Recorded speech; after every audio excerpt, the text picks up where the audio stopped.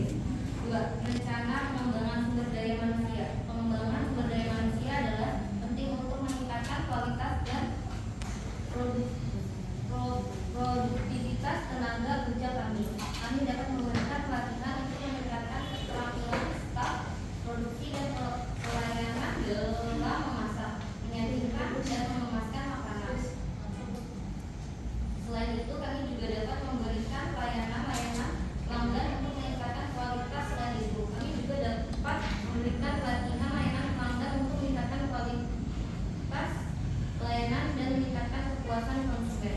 Selain itu, memberikan insentif dan benefit yang menarik juga dapat menjadi motivasi bagi karyawan untuk bekerja lebih baik. 3. Rencana pengembangan teknologi informasi. Teknologi informasi dapat membantu meningkatkan efisiensi operasional dan mempercepatkan proses bisnis catering. Misalnya, kami dapat menggunakan tata lunak manajemen bisnis catering untuk mengelola inventaris makanan, pesanan, dan keuangan. Selain itu, kami juga dapat menggunakan teknologi informasi untuk mempercepat proses pemesanan, seperti membuat aplikasi mobile atau website yang memungkinkan konsumen untuk memesan catering secara online.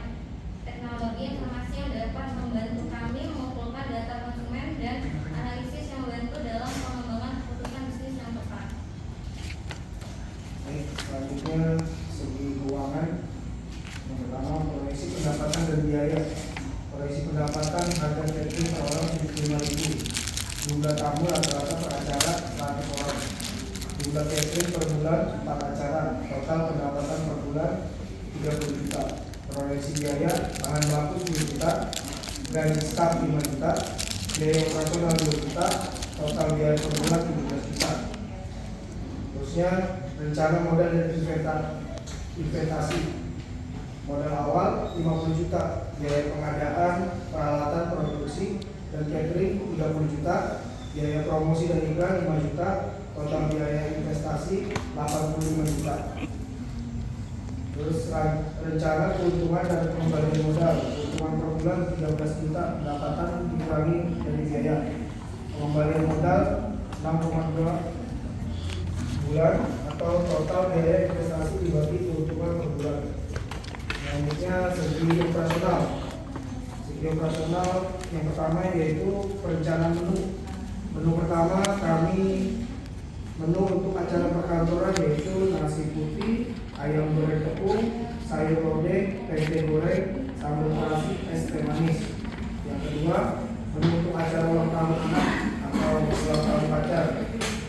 Nasi goreng, ayam goreng, perkedel jagung, sayur asem, kerupuk, cupcake hias. Yang ketiga, menu untuk acara pernikahan, nasi kuning, rendang daging, ayam bakar, sayur lodeh, tumis kangkung, dan es buah.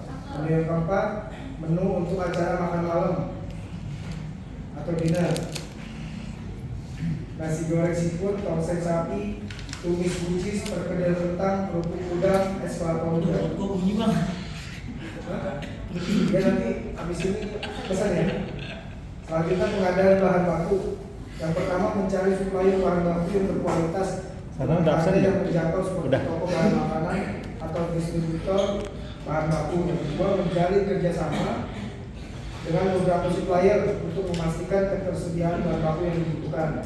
Yang ketiga melakukan survei harga untuk memastikan mendapatkan harga yang bersaing dan sesuai dengan kualitas bahan baku yang diperoleh. Yang keempat, kami memastikan ketersediaan bahan baku dengan melakukan perencanaan stok dan pengadaan secara teratur. Yang kelima, kami memperhatikan faktor kualitas seperti segar, bebas dari cemaran, dan berkualitas baik. Yang keenam, kami melakukan kontrol kualitas pada setiap bahan baku yang diterima, baik dari segi penampilan maupun rasa. Yang terakhir, ketujuh, kami menggunakan bahan baku lokal atau yang mudah didapatkan di daerah untuk mengurangi biaya dan meningkatkan keunikan menu. Ini contohnya. Isi. Oh,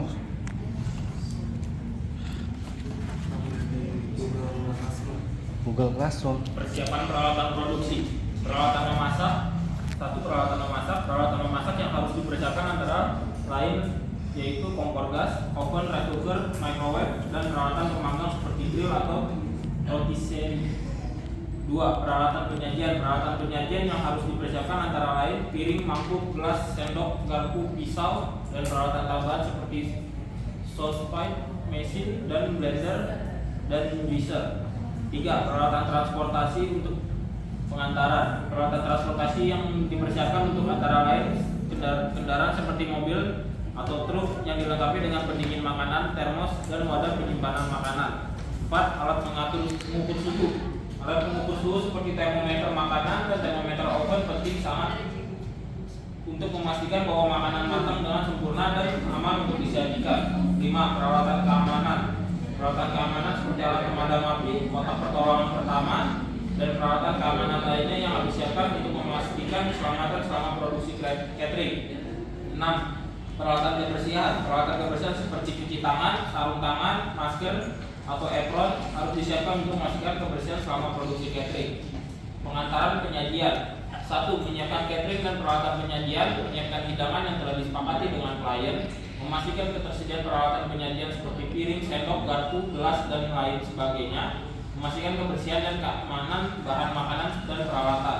2. Melakukan pengantaran catering ke lokasi acara sesuai waktu yang telah disepakati, menentukan waktu pengantaran yang tepat dan sesuai dengan jadwal acara, menyediakan transportasi yang aman sesuai dengan jumlah pesanan, memastikan catering dalam kondisi yang baik dan tidak terjadi kerusakan selama pengantaran. 3. Melakukan penyajian catering dengan baik sesuai dengan standar, menyajikan hidangan dengan estetika yang menarik dan sesuai dengan tema acara, menjaga suhu hidangan agar tetap hangat atau dingin sesuai jenis hidangan, menjaga kebersihan selama penyajian dan menghindari kerumunan orang di area penyajian.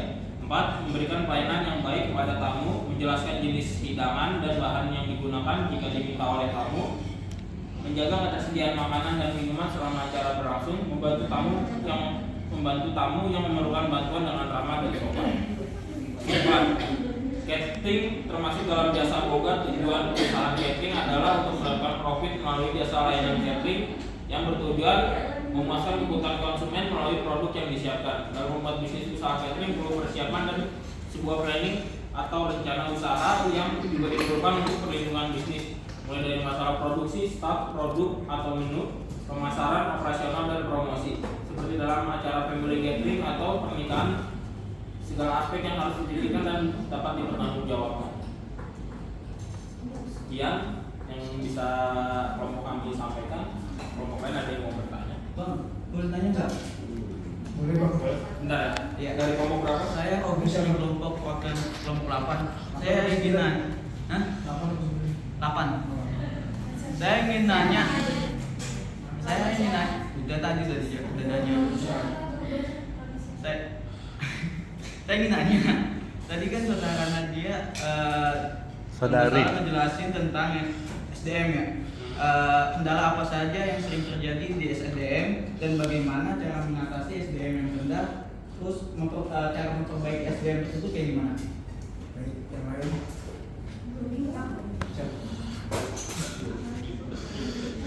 Nama kelompok. Oh iya. Kan kendala apa saja yang terjadi dalam SDM, ya kan? Udah gitu, bagaimana cara mengatasinya jika SDM itu rendah, ya kan? Terus cara memperbaiki SDM itu gimana?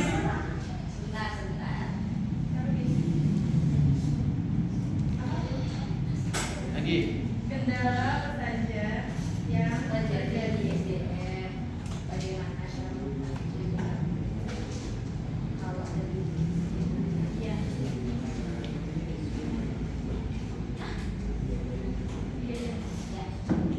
Saran. Udah. nggak apa-apa sih. Gue mau tambahin.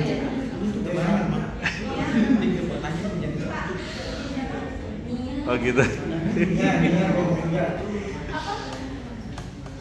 Hah? Oh. Apa? Ya udah dipakai tuh.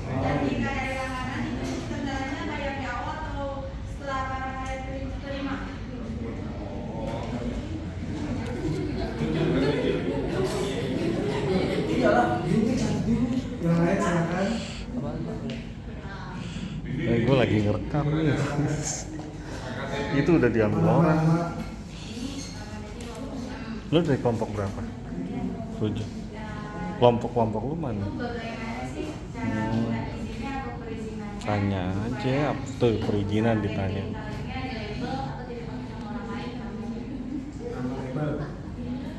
Mau bikin label kan? Cara perizinannya. Yang lain? Kalian tuh yang catet, apaan yang catet dari tadi? Awal mulai yang tulis tangan tuh, ada yang catet. Sempat tulis tangan, daripada nyatet di situ kan? Cepetan tulis tangan daripada di handphone. Ya, nanti lagi dong. Silakan yang lain. Bebas mau apa aja gua boleh. Yuk, yang pertanyaan keempat siapa? Satu kelompok boleh nanya 2 orang nggak? Ntar dulu. Oh ya, sip. Ya, satu dulu. Bayo siapa namanya? Siapa namanya? Amalia. Kamelia. Oh, kontak.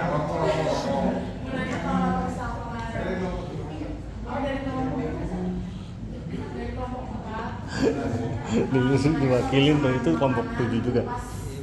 Itu kelompok 7 juga dia. Oh bukan. Wah kacau ya.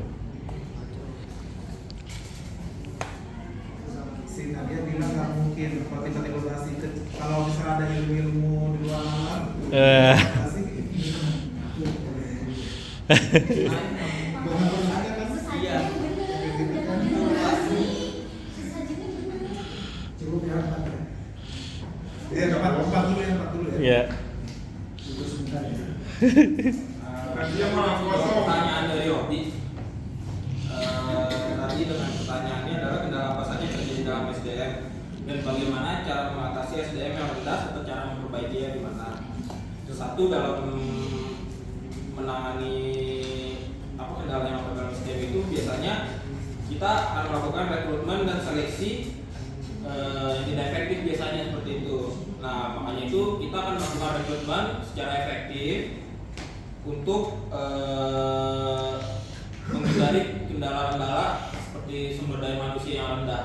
Jadi kayak seperti pelayannya kita mengambil dari yang sudah certified, terus di rumah sakit juga certified, gitu loh.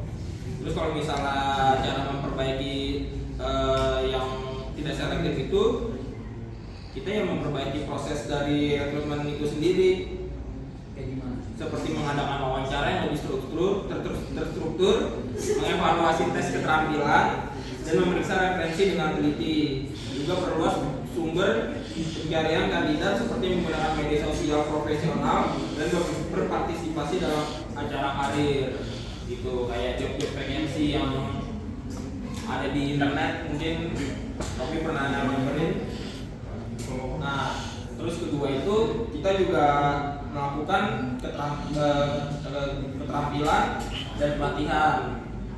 Biasanya kalau itu SDM yang rendah seringkali disebabkan kekurangan keterampilan dan pelatihan yang diperlukan oleh pekerjaan tertentu. Mungkin karyawan tersebut tidak memiliki pengetahuan atau keterampilan yang diperlukan untuk melaksanakan Google-nya Pak. Jadi cara memperbaikinya itu ya kita mengidentifikasi dari kebutuhan pelatihan dan pengembangan karyawan secara rutin. Lagi ngerekam Pak. Dengar nggak Pesanan. Dengar saya dengar Ya. lagi pesan dengar ada. Dengan cara memberikan pelatihan dan pengembangan yang tepat untuk memastikan karyawan itu sendiri memiliki keterampilan dan keterampilan yang diperlukan. Itu. Jadi juga kita dapat mempertimbangkan kolaborasi dengan institusi pendidikan atau penyedia pelatihan eksternal untuk meningkatkan keterampilan karyawan tersebut. Terus biasanya kalau SDM rendah itu juga disebabkan kurangnya motivasi dan keterlibatan karyawan itu sendiri. Pak. Saya lagi ngerekam makanya lama maaf ya. Itu terjadi dengan kurangnya dukungan dengan pengakuan dari manajemen juga menyebabkan adanya motivasi. Kayak kita yang belajar kemarin di perilaku organisasi itu kan banyak tuh. Nah itu cara mengatasinya adalah kita memberikan feedback atau umpan balik yang konstruktif dan teratur kepada karyawan tersebut. berikan kesempatan bagi karyawan tersebut berpartisipasi dalam pengambilan keputusan dan memberikan kontribusi atau ide-ide mereka yang punya ide-ide yang bagus. Mungkin kita perlu masukan juga mungkin dari dia ya.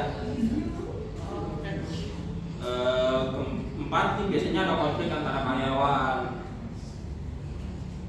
Biasanya itu kan dapat menghambat kerja karyawan tersebut, karena kan usaha catering itu biasanya kerjanya itu secara tim, bukan kerja individu gitu loh. Biasanya itu sangat memperhambat SDM yang ada lah. Nah, cara mengatasinya ya kita tangani konflik tersebut dengan cepat dan adil, gunakan pendekatan mediasi atau fasilitasi untuk membantu karyawan menyelesaikan perbedaan mereka gitu. Dan juga memberikan pelatihan komunikasi dan kerjasama kepada karyawan tersebut untuk membantu mengurangi konflik yang mereka alami. 5. Itu adanya biasanya kurangnya Izin, Pak. komunikasi Mila antara katanya para nggak masuk. karyawan. Ini Mila Komunikasi yang efektif satu grup antara sama manajemen saya. dan karyawan juga dapat menyebabkan Iya. ketidakjelasan dalam tujuan Katanya ada harapan atau kerja perubahan luar kota. yang terjadi pada organisasi tersebut.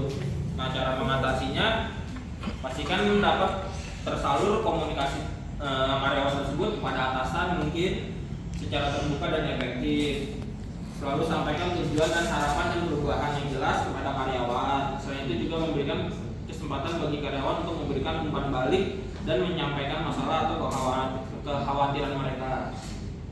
Jadi secara keseluruhan untuk memperbaiki SDM yang rendah itu sangat penting untuk melakukan investasi dan rekrutmen yang efektif, pelatihan dan pengembangan karyawan, meningkatkan motivasi dan keterlibatan menangani konflik dengan secara bijaksana, dan memperbaiki komunikasi antara manajemen dan karyawan.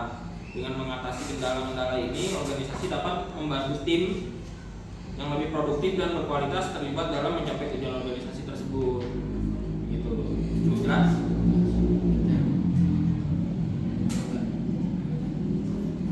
Terima kasih Billy atas jawabannya.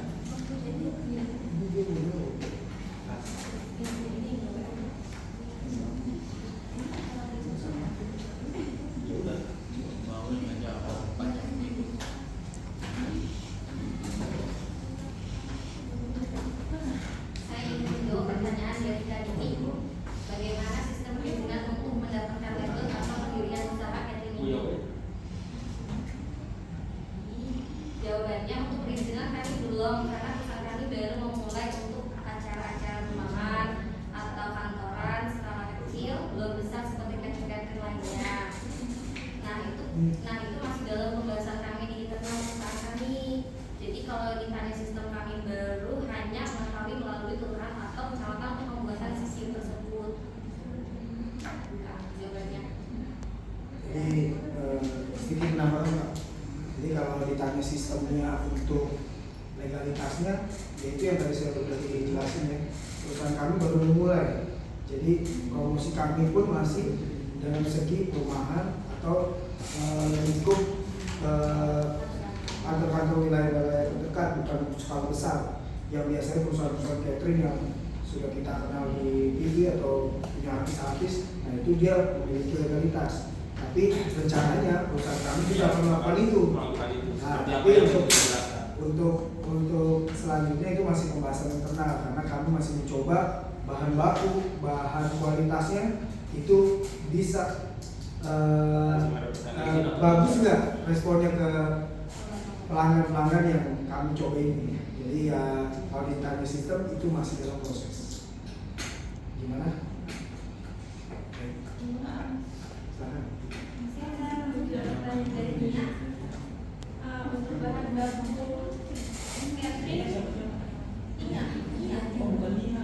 Ini bukan sendiri. Oh, udah. Pertanyaan dari Nia, untuk bahan baku catering itu belinya adalah dana dari kalian sendiri atau dengan lapangan tersebut, dan jika dana sistem dananya itu dibayar di awal atas bahan baku kalian terima. Itu yang jelas itu untuk bahan baku kami pastinya berlangganan, karena kami sistem DP dulu. Terus jadi kalau kualitas bagus dan baik kami akan terus bekerja sama.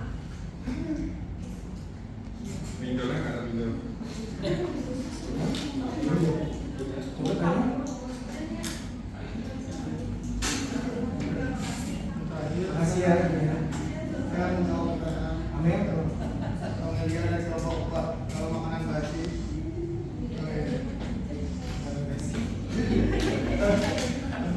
Jika ada menghadapi situasi di mana makanan dalam catering telah basi atau rusak, langkah-langkah yang pertama, identifikasi masalah. Periksa makanan yang rusak atau basi dengan cermat untuk mengidentifikasi masalahnya. Periksa tanggal kedaluarsa, bau, ukuran fisik dan tekstur makanan. Yang kedua, tindakan segera berhentikan penyajian makanan yang rusak atau basi pada tamu. Yang ketiga, tetap tenang. Penting untuk tetap tenang dan menangani situasi dengan sikap profesional. Jangan panik atau membuat keputusan yang terburu-buru. Yang keempat, komunikasi dengan klien. Segera hubungi klien yang memesan acara catering dan beritahu mereka tentang situasi apa yang terjadi. Yang kelima, berikan solusi. Tawarkan solusi yang dapat memperbaiki situasi seperti mengganti makanan yang rusak dengan makanan yang segar ataupun bisa dengan mengembalikan uang dan memberikan kredit pada acara mendatang. Dan yang terakhir, evaluasi dan perbaikan. Setelah mengatasi situasi tersebut, lakukan evaluasi menyeluruh terhadap proses dan sistem yang berhubungan dengan penyediaan makanan dalam acara catering.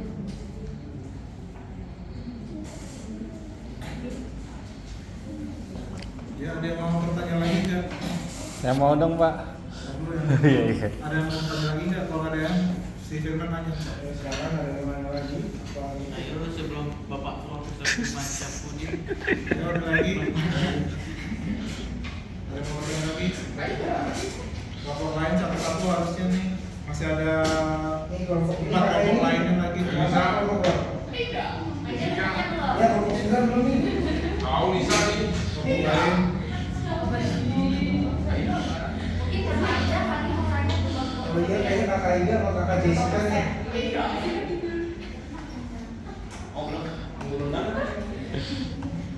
Satu, 2, 5, 9, 8. 8 kan udah kan?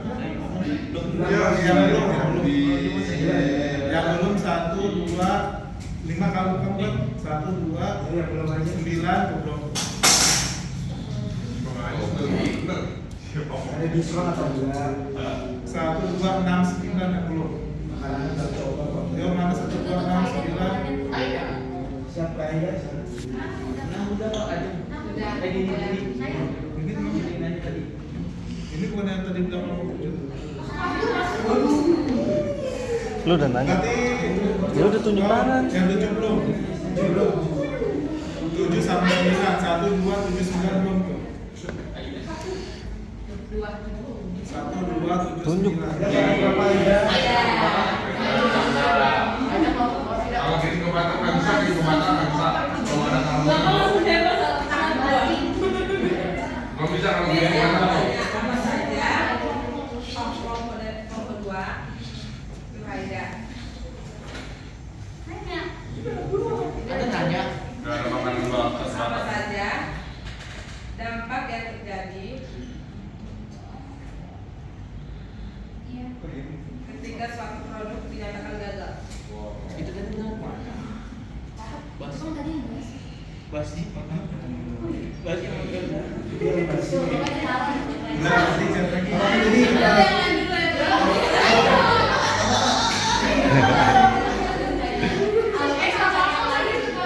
Kakak itu belum tentu basi ya.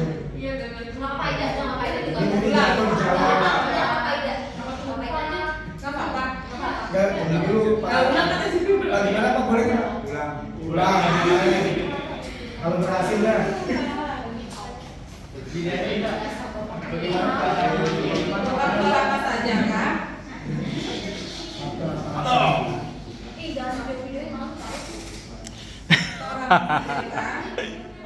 Udah. Tuh.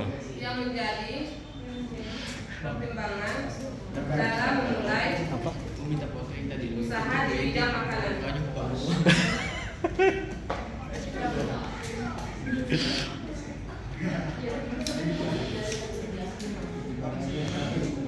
Udah stop.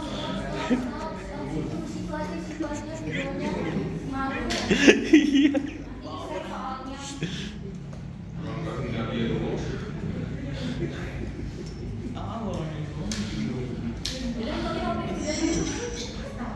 Yo, yang lain 1, 7, 9. Ayo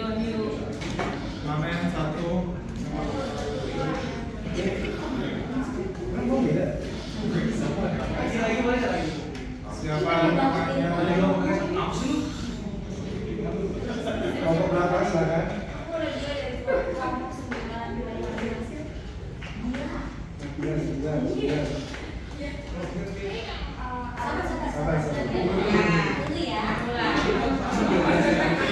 Ada kendala atau dari hari banyak.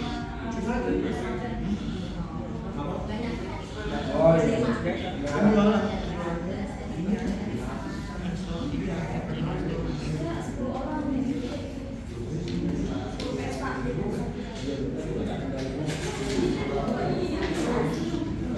Yang mau ditanyakan cara mengatasinya Nah, mungkin gitu cara atau mengatasinya apa jika banyak kendaraan masih banyak kendaraan ya, mau kendaraan mobil Berarti cara mengatasi kalau banyak mengatasinya dalam satu waktu tuh ya. Dalam satu waktu satu hari gitu. Iya.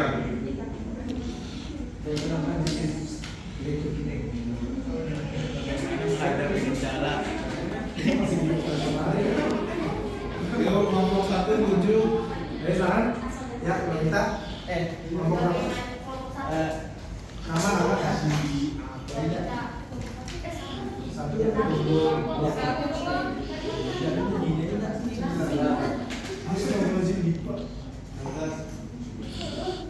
Ya, silakan. Bagaimana jika pembeli tidak bisa membayar dengan penuh untuk item tersebut? Oh, utang.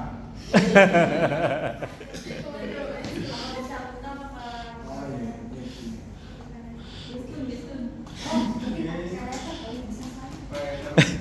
Udah ya. Udah kelompok 9 ada nggak ada orangnya? Bang, belum ada kelompok 9? Oh di 7. 7 mana manusianya? Saya sendiri Pak. Ada Pak. Kalau dia nggak mau nanya si Firman nantinya. Tanya Pak, Beda. Dari kelompok 7 udah Pak. Apa yang menjadi keunggulan usaha gathering kalian yang membedakan gathering kalian dengan pesaingnya?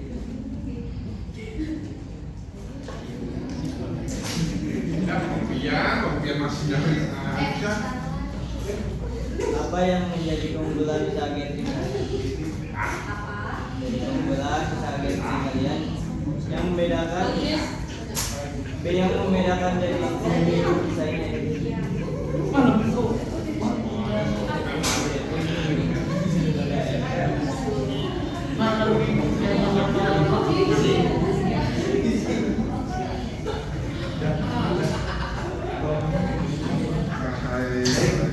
Udah ya. Baik, saya akan mencoba menjawab dari saudari Nuraida. Kelompok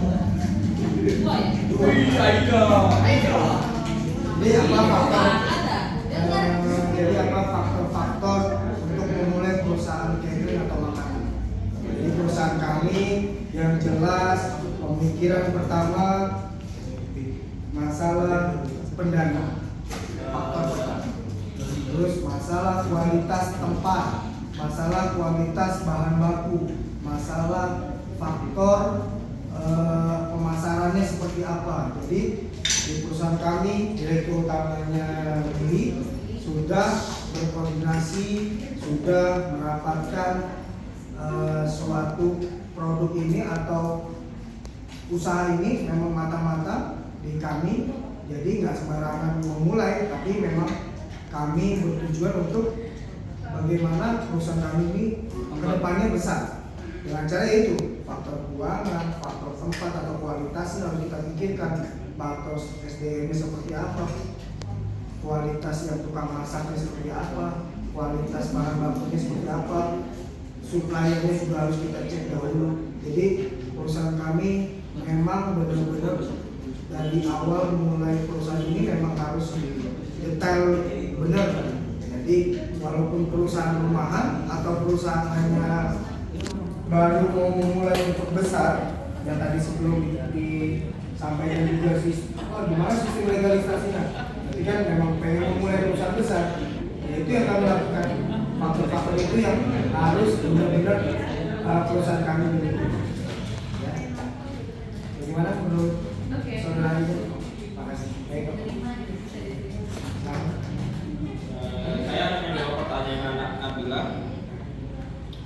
bagaimana dalam suatu hari di perusahaan catering kami mendapat pesanan yang banyak.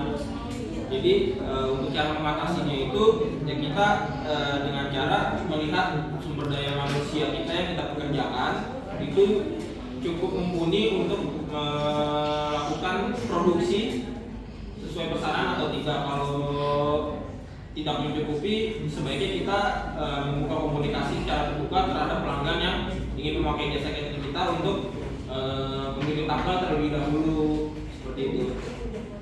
Dan kita juga melakukan koordinasi dan manajemen waktu. Jadi dengan cara menjalankan banyak pesanan catering pun dalam satu hari kita juga membutuhkan manajemen waktu yang efektif, penting untuk mencatat jadwal yang tadi seperti saya bilang pertama, dengan cermat mengatur waktu pengiriman yang akurat dan memastikan bahwa setiap pesanan dipersiapkan dan disajikan sesuai jadwal yang ditentukan. Dan kita juga melakukan kayak pengelolaan stok untuk melihat produksi apa yang kita produksi itu cukup untuk memenuhi produksi dari apa yang sudah dipesan oleh para konsumen yang sudah memesan memakai jasa catering kita. Seperti itu aja.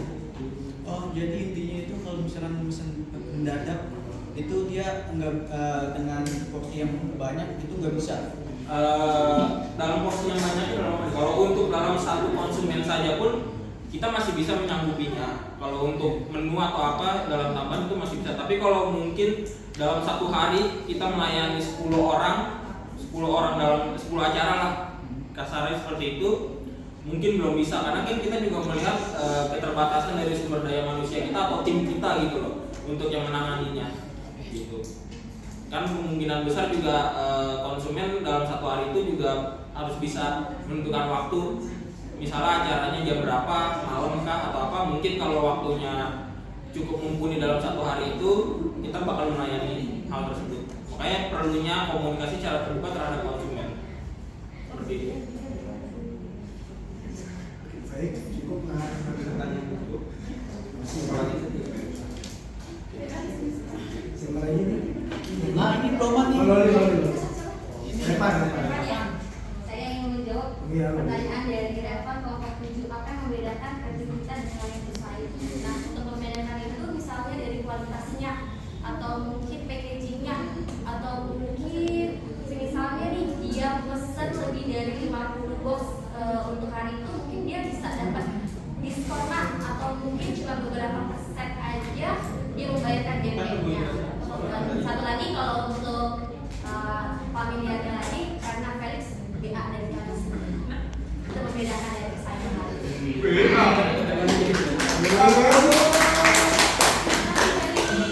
Ada kalau BK itu apa sih? Ya, acara.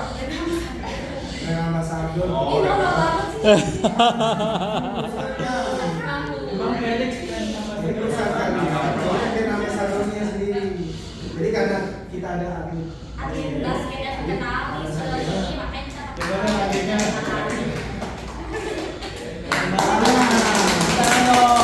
Mantap.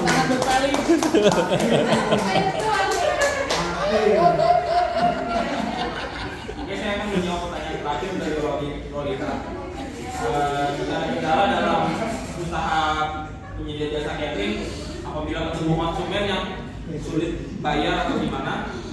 Dari awal sebelum kita ketemu konsumen tersebut, kita menjelaskan berapa semampunya mereka punya budget untuk melakukan pelunasan nanti di akhir atau gimana nya.